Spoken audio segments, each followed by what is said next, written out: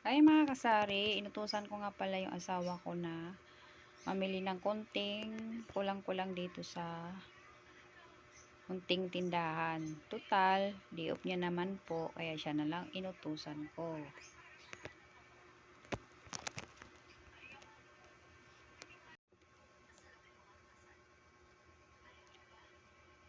Nasa 728.75 lahat na pamili niya. At ito nga po, apat na twist o apple, apat na box. Benta ko po niyan ay 10 piso lang para madaling maubos. 72.50 ang isang box. Saka mayroon din pong tissue. 12 pesos naman po ang isa. Bintahan ko niyan. May apat na bikat.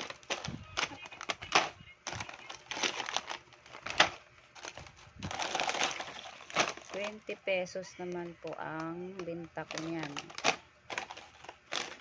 Saka cheesy red 5 piraso.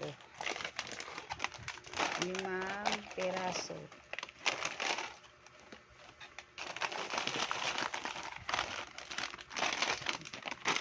5 piraso. 9 pesos naman po ang benta ko niyan. Saka ito, dalawa lang pagdagdag, 11 pesos naman po benta ko.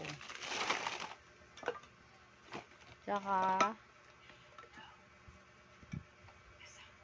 apat na pirasong Lego red, 28 pesos naman po ang binta ko.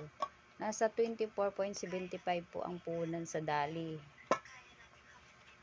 Ito naman 3 piraso, 28 pesos din po yung binta ko. Tsaka 6 na Sito Solo, 17 pesos naman po ang bintahan ko. Ito naman Yakult po, pinabili ko sa kanya, kaso baka Colt bago ata to sa dali. Ito po ang nabili niya. Pero okay na rin to, baka mabinta naman. Kung hindi mabinta, painom ko na lang sa mga anak ko. Sarot. Tsaka itlog, kasi 4 na piraso na lang yung natira. Isang box lang po yung nabili niya.